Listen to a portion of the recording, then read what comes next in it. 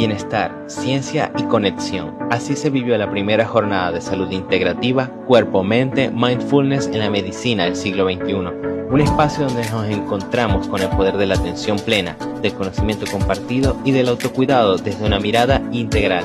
Gracias a cada ponente, patrocinante y asistente por hacer de este día una experiencia transformadora.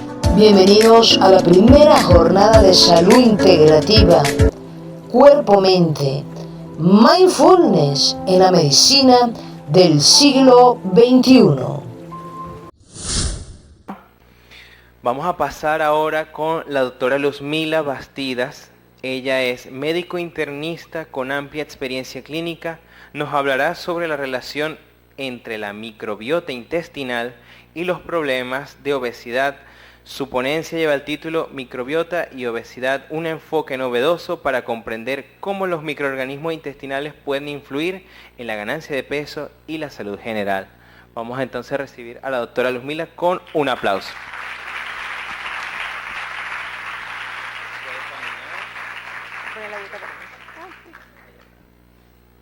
Bueno, buenos días. Gracias de verdad por la invitación a todo el comité organizador, a la doctora Grisafi. Ha sido una mañana para mí maravillosa porque no conocía pues realmente el mindfulness. Me han hecho conocerlo hoy y siento que una de las características que tiene el ejercicio clínico del médico internista es la medicina, es la parte holística, humana. Y esto pues me compenetra porque realmente es lo que uno hace a diario en el tratar al paciente. Hoy vamos a hablar de un tema interesante, y digo interesante porque uno piensa a veces cuando empieza a investigar que puede ser novedoso, pero realmente ha sido estudiado desde hace muchísimo tiempo. Vamos a hablar sobre microbiota y obesidad. Primero es importante mencionar que las enfermedades cardiometabólicas se han constituido un grupo de enfermedades crónicas no transmisibles, ¿verdad? Y yo no diría enfermedades, sino condiciones. Y dentro de esas condiciones está justamente la diabetes y la obesidad, del que vamos a hablar hoy. Y realmente estas condiciones constituyen una causa importante de morbimortalidad a nivel mundial. Y de hecho, la microbiota, que es lo que vamos a desarrollar hoy, ha sido implicada en el desarrollo como parte de la fisiopatología de estas entidades. 2000 años en la antigua Grecia, ya Hipócrates mencionaba que las enfermedades comenzaban en el intestino.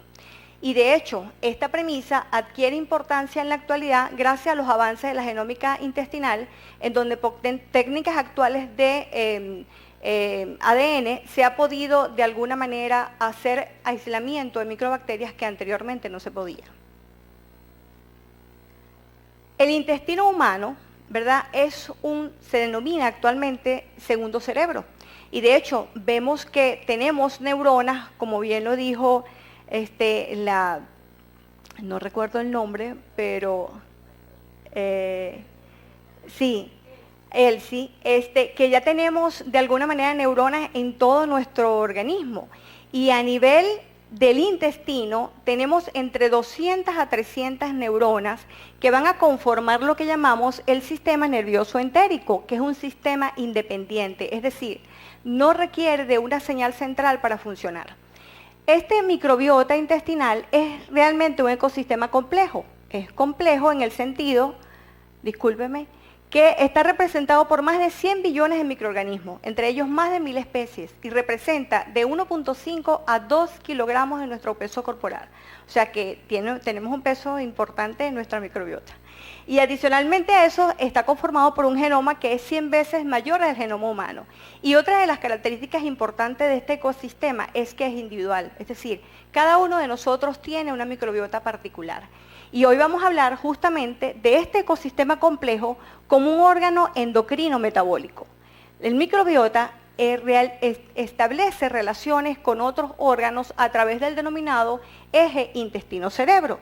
Desde el punto de vista microbiológico, está conformado por gérmenes básicamente anaeróbicos. ¿Por qué? Porque la microbiota está a nivel, cuando descendemos en todo el tracto intestinal, a nivel colónico tenemos básicamente pérdida de un átomo de oxígeno, por lo tanto en colon lo que vamos a tener son gérmenes anaeróbicos. Y de estos gérmenes anaeróbicos, predominantemente el 60 a 70% está formado por el Firmicutes, que tiene aproximadamente unas 200 tipos de géneros distintos. Los otros que le siguen frecuentes son los bacteroidetes, los otros son las actinobacterias, entre ellos el bifidobacterium, que son comensales favorables, y las proteobacterias, en donde está la Arquemasia mucinífera, de la cual vamos a conversar durante la conferencia, porque es una de las que más relevancia tiene en esta entidad. ¿Cuál es la importancia de estos agentes? La importancia es que ellos requieren para su crecimiento y desarrollo del metabolismo de los carbohidratos. La microbiota intestinal nuestra tiene una determinación genética, pero también es importante la epigenética. Y cuando hablamos de epigenética, estamos hablando de la vía de parto, estamos hablando del origen geográfico, de la dieta, del estrés, de los usos o no de probióticos y de los medicamentos. Nosotros tenemos realmente que ser conscientes que a través de la alimentación, con la industrialización, hemos ha avanzado mucho el consumo de alimentos procesados, de los azúcares, de las grasas, y todo eso produce alteraciones en el equilibrio de nuestra microbiota. Y es más, el consumo de medicamentos. Está determinado y ha sido demostrado que el consumo de antibióticos durante los primeros 6 meses de gestación pueden provocar cambios permanentes en la microbiota del recién nacido. Y el hecho del consumo de antibióticos puede provocar cambios en la microbiota a favor de Firmicutes, que es una de las bacterias que está asociada al desarrollo de obesidad y de diabetes en la edad adulta. Entonces es importante. Así como otros fármacos, por ejemplo, el consumo de bloqueantes de las bombas de protones, que son muy frecuentemente usados y de hecho existe muchísimo pues el paciente que te dice en la consulta y no me va a poner el protector gástrico. Y es importante que la gente cree conciencia que hace daño, ¿ok? Hace daño por muchas cosas. Cuando el paciente pasa más de 4 semanas de tomar tratamientos como el omeprazol, por ejemplo, puede eso crear la condición de que el microbiota sea colonizado por agentes patógenos, entre ellos el Clostridium difficile. Entonces, bueno, eso es importante porque puede generar cuadros intestinales en el paciente que no los queremos. Nosotros tenemos microbiotas desde antes del nacimiento, porque existe una transmisión vertical de la madre. Pero los cambios comienzan con el nacimiento, y estos cambios son importantes porque el determinante de esto, parece mentira, va a ser la vía del parto. Y bueno, antes las mujeres no se hacían cesárea, sino que parían, ¿verdad? Y había muchísimas menos patologías de las que hay ahorita. Y resulta ser de que el nacimiento, cuando es por vía de cesárea, la colonización va a ser por gérmenes del ambiente hospitalario, mientras que la colonización por vía vaginal va a ser de alguna manera por gérmenes de piel. Esto de alguna manera genera cambios en la inmunidad de la persona. Y en la etapa de crecimiento, desde el nacimiento hasta la etapa de adulto mayor, van a sufrir cambios en nuestra microbiota. Y esto es importante.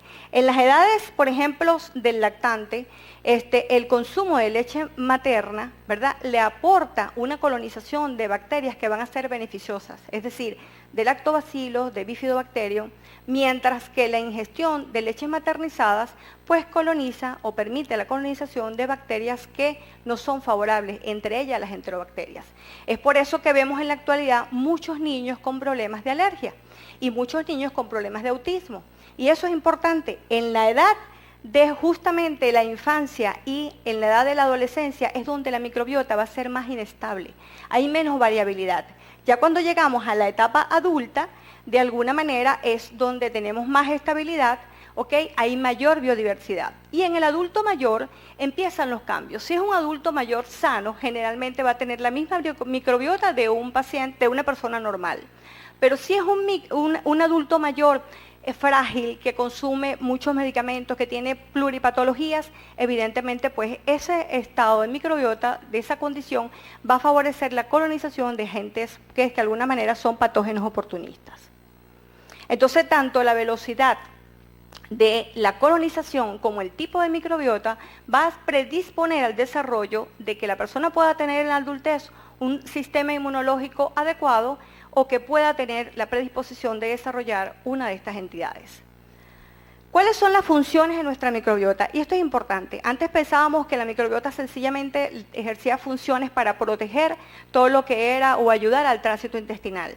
Pero sabemos que en la actualidad ejerce funciones en la fisiología de nuestro organismo, realiza funciones que nuestras células no pueden hacer y cumple funciones tanto metabólicas como endocrinas.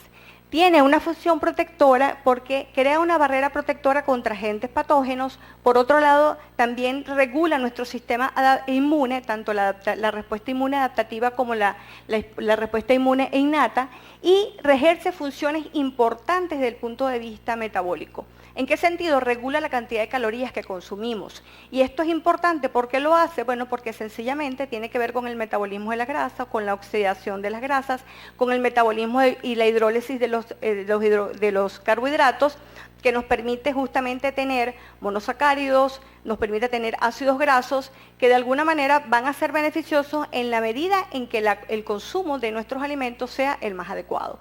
Por otro lado, también sintetiza vitamina. La vitamina K se sintetiza a nivel pues, de la microbiota, igual que la vitamina B12.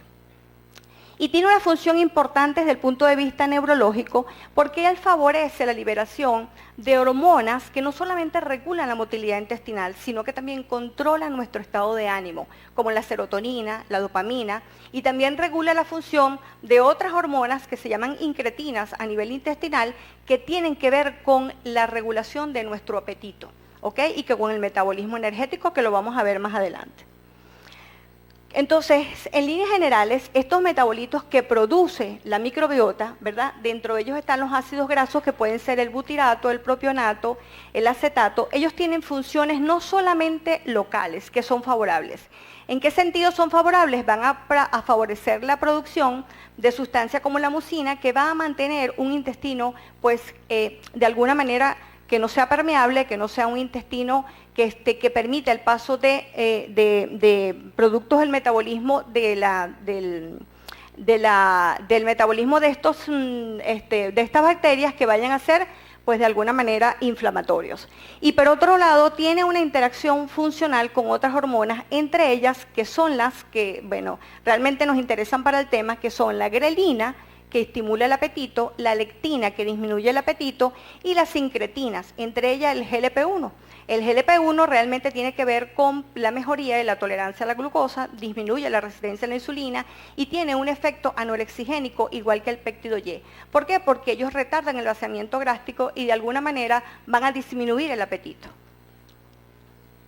Este es nuestro intestino. El intestino, pues, realmente lo que hace, la barrera intestinal, lo que hace es crear un sistema de protección, ¿verdad?, del medio interno contra el medio externo y evitar que estos lipopolisacáridos que se encuentran aquí en la capa, pues, de todas estas bacterias que están fuera del epitelio intestinal pasen, ¿verdad? Y a través de unas proteínas que se llaman ocludinas, que de alguna manera crean una barrera protectora, ellas van a ser selectivas la cantidad de lipopolisacáridos que van a pasar a ejercer sus funciones en los diferentes órganos, entre ellos pues con la finalidad de disminuir la inflamación y de aumentar la sensibilidad a la insulina. Pero en situaciones de disbiosis, ¿qué es lo que pasa? Cuando nosotros consumimos alimentos procesados, ricos en grasa y en azúcares, vamos a provocar un desequilibrio. Y este desequilibrio va a provocar una disrupción funcional, que es lo que se denomina disbiosis. Anteriormente, cuando hablábamos de disbiosis, nos referíamos o pensábamos que solamente tenía que ver con la translocación bacteriana. Pero hoy sabemos que la disbiosis va a ser realmente el que va a protocolizar todos estos mecanismos fisiopatológicos para que el paciente desarrolle estas condiciones. Y entre ellas, ¿cuál? La que vamos a hablar hoy, que es de la obesidad. Realmente la obesidad pues es un problema de salud pública porque cada día tenemos realmente un incremento importante y una de las características fundamentales desde el punto de vista fisiopatológico es que esta entidad se caracteriza por ser un proceso inflamatorio crónico, ¿ok?, de bajo grado. ¿Qué pasa? ¿Cómo es la microbiota en la obesidad? Estudios que se han realizado tanto en animales como en humanos han demostrado que el perfil de microbiota asociado al fenotipo obeso se caracteriza porque tiene una predisposición o un predominio de lo que llamamos un aumento de la relación firmicutes-bacteroidetes. Y además de eso hay una disminución de la diversidad de la microbiota y hay una disminución de estas bacterias que son la Arquemania mucinifera y la Faecobacterium, que son importantes. Y ya vamos a ver por qué. Este es un estudio donde se demuestra que definitivamente vemos que hay una disminución de la diversidad importante. ¿Por qué? Porque lo que predomina aquí son Firmicutes. Aquí también vemos una publicación que se hizo de un estudio sobre la Arquemania mucinifera y ella es una bacteria que produce butirato, y el butirato tiene la particularidad de que va a crear una barrera protectora porque aumenta la producción de mucina. Pero adicionalmente a eso tiene otros efectos también a nivel del metabolismo, porque esta bacteria va a disminuir la capacidad que tienen los ácidos grasos en acumularse a nivel de tejido adiposo. Este es un estudio que se hizo en etapas iniciales cuando se comenzó a estudiar la microbiota, y se tenían dos poblaciones, una población norteamericana de un área rural y una población indígena de la etnia Yanomami, por supuesto libre del consumo tanto de alimentos procesados como de antibióticos. Y se vio que tenían un incremento de la biodiversidad 3 veces por encima de la población rural norteamericana. Estos fueron estudios realmente pioneros, donde se empezó a estudiar la microbiota y se vio que cuando se utilizaban ratones que tenían una característica particular, y es que estos ratones eran ratones notobióticos, es decir, estériles, que eran genéticamente iguales, de la misma cepa, con la misma alimentación, y cuando se le transfería a un ratón obeso a este tipo de ratones, se notaba que había un incremento de peso cuando se le transfería la microbiota. Y después se hizo de humanos a ratones y se vio lo mismo. Cuando el donador era un obeso, evidentemente el ratón aumentaba de peso. Y esto es, bueno, sencillamente la representación gráfica de que los ratones colonizados con microbiota del donador obeso, evidentemente tenían una ganancia de peso. Este fue otro estudio interesante. Este fue un estudio que se hizo con pacientes obesos, pero estos pacientes se separaron en dos grupos. En un grupo se le hizo restricciones de carbohidratos y al segundo grupo se le hizo restricciones de grasa. Y se notaron en ambos grupos que cuando se cuantificaron la cantidad de bacterias, había un descenso importante de bacteroidetes, que posteriormente en avanzar el estudio, cuando estos pacientes perdían peso, estos bacteroidetes que son beneficiosas, son bacterias beneficiosas, se incrementaban. Y esto se notó que era mucho mayor en los pacientes que tenían restricciones de carbohidratos, ¿ok? Entonces, bueno, por eso es que se justifica, porque la restricción de carbohidratos es fundamental para tener una pérdida de peso. Este fue otro estudio también interesante que se hizo con pacientes obesos, pero con una diferenciación. Eran pacientes obesos sin ningún tipo de alteración, de otro tipo de alteración metabólica, y habían pacientes obesos, en este caso, que eran, además de eso, tenían o una dislipidemia o tenían una resistencia a la insulina. Y que se notó que había una disminución de la biodiversidad, es decir, el paciente obeso sin otro tipo de alteración metabólica tenía muchísimas más bacterias beneficiosas que aquel que tenía una alteración metabólica adicional. Entonces, ¿por qué pasa esto en el paciente obeso? Bueno, sencillamente porque hay 3 mecanismos importantes. Hay una alteración de la homeostasis energética, hay una alteración de la permeabilidad intestinal y hay un proceso inflamatorio de bajo grado. ¿Qué ocurre? Pues cuando hay una situación de disbiosis, aumenta la permeabilidad intestinal, hay una translocación bacteriana que va a provocar una infiltración de bacterias en el tejido adiposo. Esto genera pues la liberación de mediadores inflamatorios y llevan a un proceso de endotoxemia metabólica. Vamos a ver cómo comienza esto.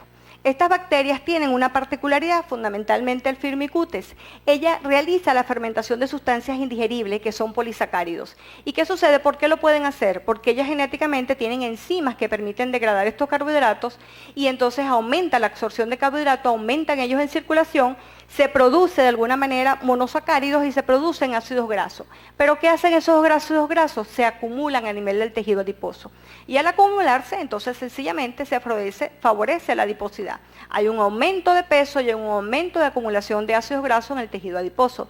Pero no solamente se queda la cosa allí, sino que también esos ácidos grasos se van a nivel hepático y en el hígado se transforman en triglicéridos. Es por eso que se dice que los pacientes obesos tienen siempre una condición de dislipidemia asociada, o una hipertrigliceridemia o una hipercolesterolemia.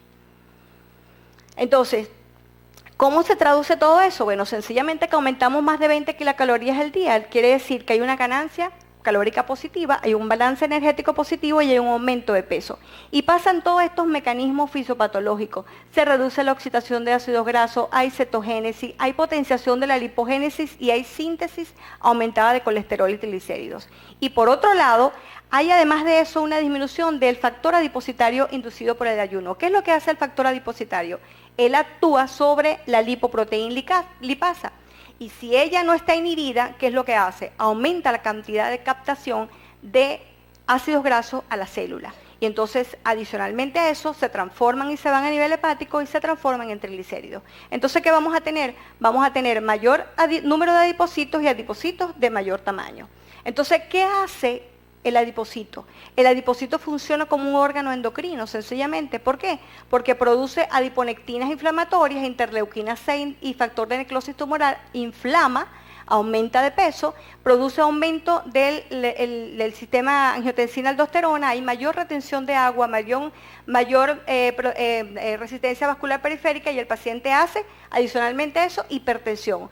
Hay un aumento del inhibidor del plasminógeno y el paciente hace trombosis y tiene entonces el riesgo mayor de hacer enfermedades coronarias y de hacer muerte súbita. Por otro lado, hay una alteración del metabolismo que puede llevar al paciente a hacer diabetes. ¿Por qué? Porque afecta la adiponectina y eso aumenta la resistencia a la insulina, afecta la resistina, no hay inhibición de la insulina para desaparecer o disminuir los niveles de glucosa en sangre y por lo tanto va a haber hiperglicemia.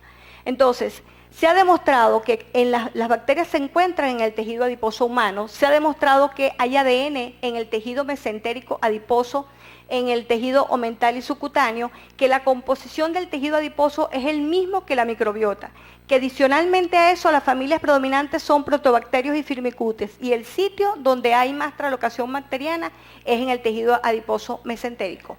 Entonces, imagínense lo interesante de eso, tenemos microorganismos en nuestro tejido adiposo. Entonces, ¿qué es lo que pasa con todo esto? ¿Por qué sucede? Bueno, sencillamente en las paredes de las bacterias, que son los firmicutes, ¿verdad?, que predominan en los pacientes obesos, aprovechan cuando hay un intestino permeable, pasan y se transportan a través de kilomicrones, activan el TR4, que es un factor, un receptor inflamatorio o proinflamatorio porque se encuentra en los monocitos y en los macrófagos. Al esto activarse, se transforman en células espumosas que van a provocar la liberación de citoquinas inflamatorias y llevan a una endotoxemia metabólica que se traduce en obesidad, insulinoresistencia y inflamación sistémica. Entonces, ¿qué hacemos? Tenemos opciones, además de modificar, pues evidentemente nuestro plan de alimentación y llevar de aquí en adelante una dieta saludable. También se han hecho estudios con el uso de probióticos en los pacientes. Salió inicialmente una generación de probióticos en donde se veía que con el consumo de los probióticos, pues de alguna manera disminuía la grasa corporal, disminuía el peso y se incrementaban los niveles de HDL, y se disminuían los marcadores de inflamación. En otro grupo también se utilizaron otros probióticos, entre ellos en base a la Arquemasia mucinífera, y se encontró que esta aumentaba la sensibilidad a la insulina. Pero no solamente eso, sino que con el uso de bacteroides y de este tipo de bacteroides como probiótico, disminuía el peso corporal, disminuía la masa grasa, disminuía además de eso la adiposidad, disminuía el proceso inflamatorio. Entonces, en líneas generales, ¿qué es lo que está sucediendo en el paciente obeso? Hay una alteración de la microbiota porque la disbiosis nos lleva a que haya una disminución de la biodiversidad, se altera el equilibrio, se altera la permeabilidad, aumenta el proceso inflamatorio, hay un proceso de endotoxemia metabólica que la desencadena. Entonces, ¿cuál es el mensaje? Apostar por el equilibrio microbiano es apostar por el bienestar. Muchísimas gracias.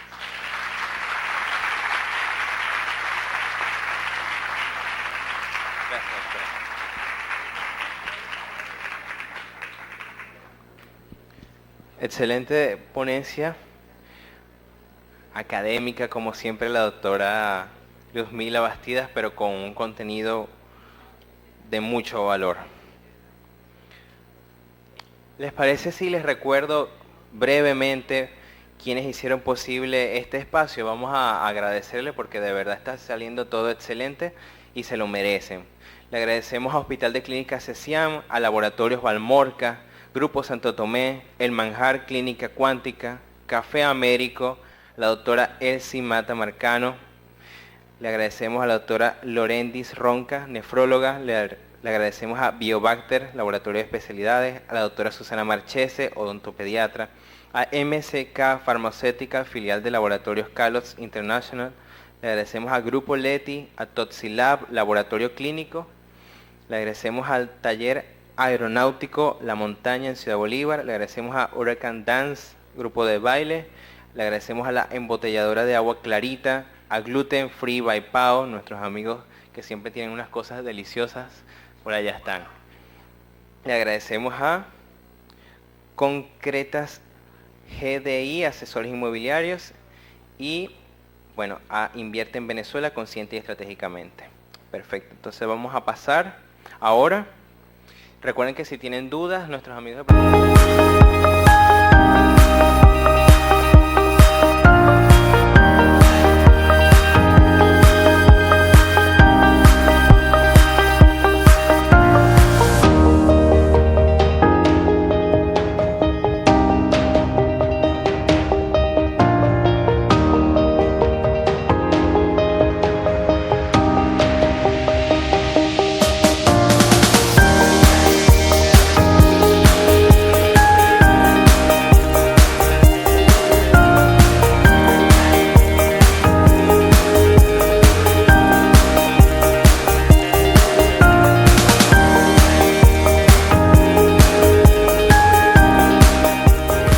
Visita www.fundacionarmoniaglobal.com para las próximas ponencias de estas primeras jornadas de salud integrativa, cuerpo, mente, mindfulness en la medicina del siglo XXI.